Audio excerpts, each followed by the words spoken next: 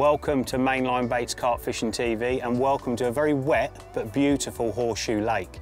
A lake that needs no introduction and a lake I love fishing when I get the chance. You actually join me on what's my first autumn session of the year. We're in September and the conditions could not be better. Last week was boiling hot. This week we've got low pressure, drizzly rain, it's warm, the clouds are nearly touching the water and it just looks perfect to get a few bites. Now I've had a good look around the complex and I've ended up down in Winter Bay.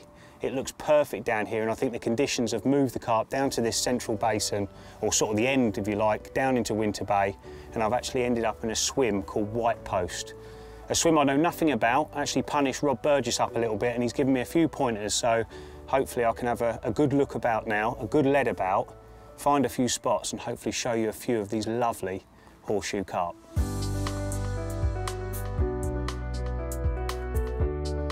As a rule of thumb, autumn is feed up time for the carp, where you can expect to see them on the lookout for food that will help them condition and prepare for the winter. So, from the offset, I'm putting in a mix of bait that will provide exactly that. Numerous food items along with a strong food signal, which, as I said, you can expect the fish to be on the lookout for. With my simple mix put together, I begin to dispatch the feed to an area along with the advice I got from Rob I found with the leading rod. A nice clean spot within the silkweed and the perfect dinner plate to create an autumn banquet for the horseshoe carp.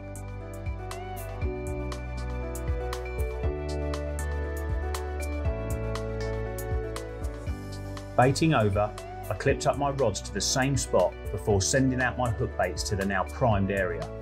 Each time feeding the lead down onto the lake bed so I could be confident my rigs were well presented.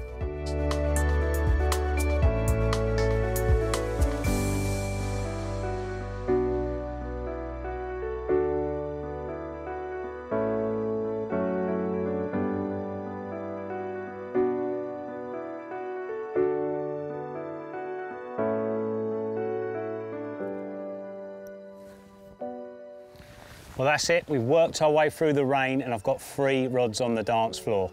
I've managed to find a really nice area out in front of this swim, just over 23 wraps, and I've put all 3 rods on that to start about a foot apart. Now, opening gambit bait-wise, I've gone with my favourite this time of year, and that's pellet and 10mm boilie.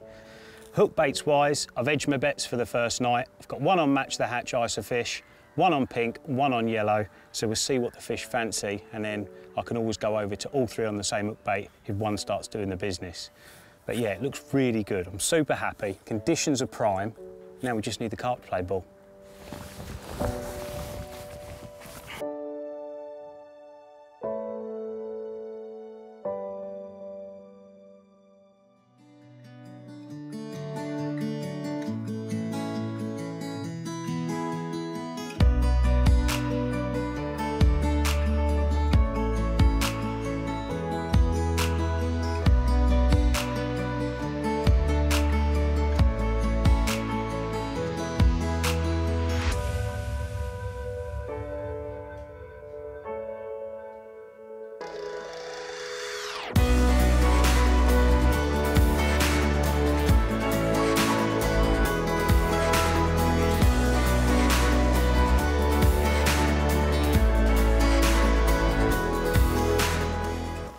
Well, that is what autumn's all about, a cracking horseshoe common.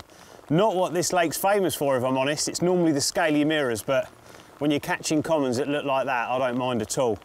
We're living in the waterproofs, we're braving this miserable weather, but the rewards are there. I'm gonna get a bit more bait out, I'm gonna get absolutely drowned, getting all 3 rods back in position, but hopefully we can get another beautiful horseshoe carp just like this one.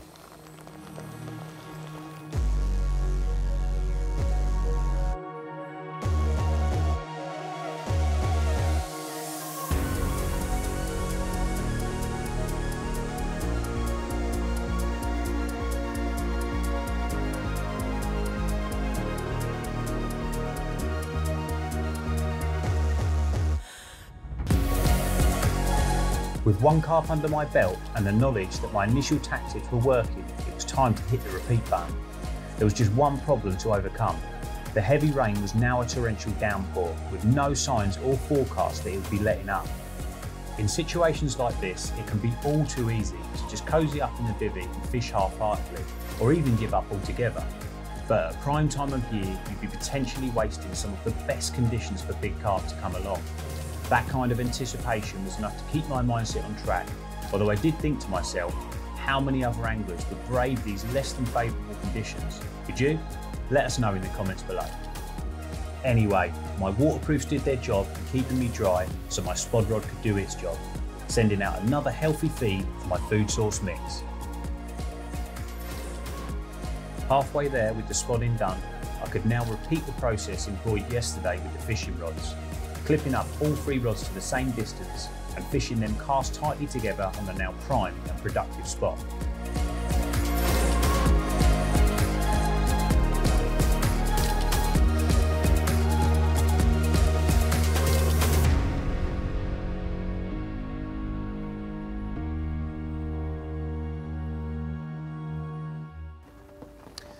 Autumn for me is probably right up there, one of my favourite times to be out on the bank. Now, I'm an out and out angler. You'll catch me fishing right the way through the year, but when it comes to things like the summer, yes, I'll still go, but those horrible, sweaty, boiling hot nights full of mozzies, they are not very nice at times, and although the rewards are there, the fishing isn't that comfortable. Now, as soon as the autumn arrives and the leaves start turning like they are now, and we've got this sort of low air pressure, it's warm still, but it's not as hot as the summer. You've got extra layers on, you know, you might have your hoodie on, you might have your jacket on, your waterproofs like we've had on during this session. There's just something about it that just makes it, I suppose, big carp fishing in a way, because you come to these lakes that have got really nice quality carp in the autumn, and you know they're just starting to feed themselves up. They're trying to get themselves back into good condition, ready for the winter. And those big hits are there, but also those better fish start to really try and put on the weight. So you sit here in the autumn just full of a different type of anticipation. You're either expecting maybe a hit of fish where fish are getting ready for that last feed before the winter, or those special real big ones are starting to really try and pack the weight on for the winter. And I sit here looking at my rods, and although we're not getting loads of action, I expect it to go off at any point. So for me, the autumn really is a magical time to be on the bank. The weather's great, it's comfortable, and as long as you've got everything in place so that you can stay out on the bank and keep fishing, the rewards are certainly there.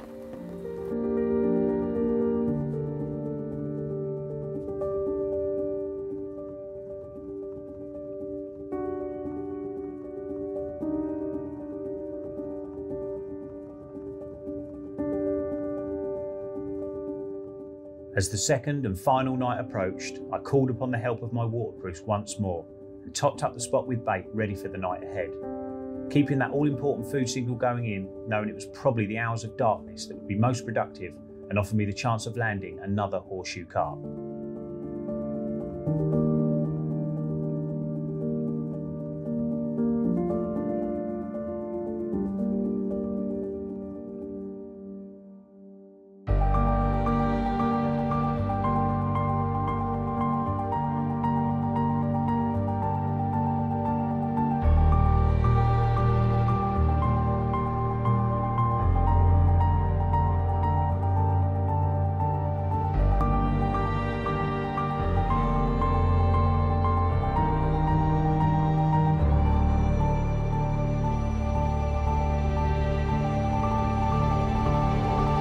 Well, how about that for another golden horseshoe common?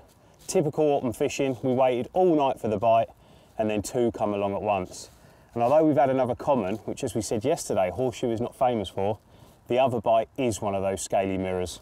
So we'll get a couple of snapshots of this and we'll show you that lovely zip linear horseshoe special.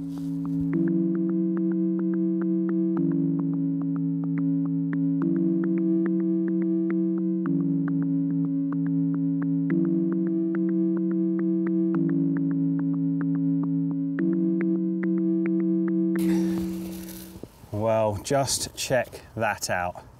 We said horseshoe was famous for its scaly carp, and they do not get much better than that on an autumn morning. A perfect zip linear and just a perfect example of what swims around in this beautiful lake. Now we've finally got the rain to cease, so we're going to get a few pictures of this carp, and I'm going to get a chance to show you the bait I've been using, the rigs, and just everything that I use as I go into the autumn for my fishing. But what an amazing fish, and well worth braving all that weather for.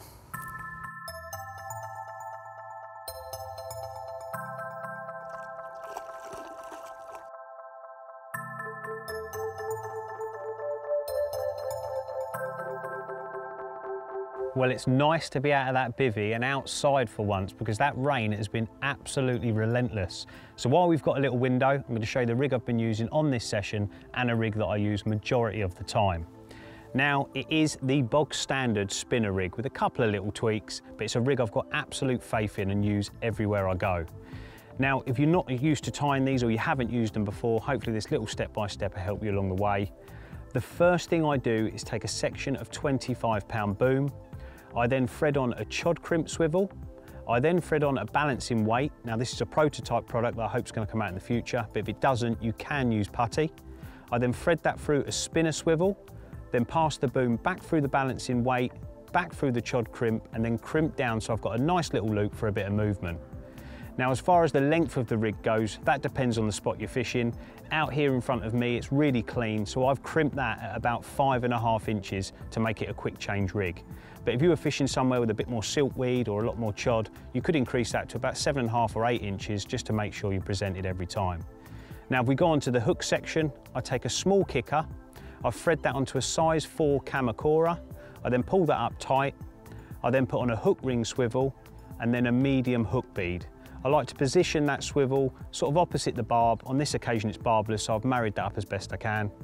And then hook bait of choice is an isofish pop-up in yellow. Now I started off with a match the hatch and the yellow, but I've had all 3 bites on the yellow, so now all 3 rods have gone out with a yellow isofish on. So there it is, the spinner rig, a really, really simple rig you can use absolutely everywhere. Just by removing that weight or the putty, you can use it as a bottom bait rig or a wafter rig. It's a rig I've got absolute faith in, and if you're not using it, I thoroughly recommend you give it a go.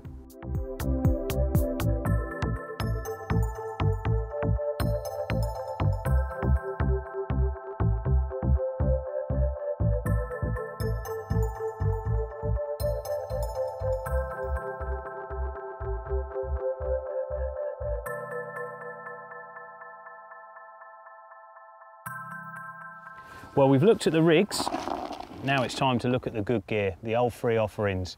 Now my mix couldn't be simpler, it's only 3 components, it's really easy to put together, but super, super attractive, and there's a reason why I've put this mix together.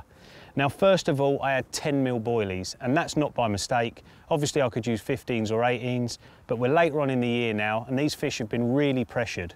So by scaling down a little bit, I just feel psychologically I'm putting a few extra bits in my favour by fishing with small food items. The second thing to go in is pellet. I've matched this with the isofish, and it's the response pellet. I love this because it breaks down faster than the boilie, which means I'm getting instant attraction as soon as the bait goes out in the water. And because this breaks down, no matter what I'm fishing over, whether it be silt or gravel, it sits in there for long periods of time so fish can grub around far beyond the spot being cleaned out. Now the last thing to go on is Smart Liquid. Now I absolutely love this stuff.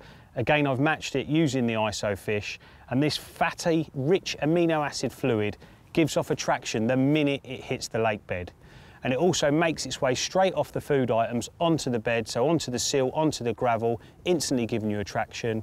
But it doesn't end there. It then starts making its way up into the water columns. So any carp that are moving through the swim that are at different levels to what your bait is, hopefully they're drawn straight down onto those 3 offerings. So that's the mix I've been using. It's really simple. It's obviously worked here. I recommend giving it a go. We've probably got about another hour, I reckon. So hopefully one more horseshoe carp fancies a bit of my 3 offerings.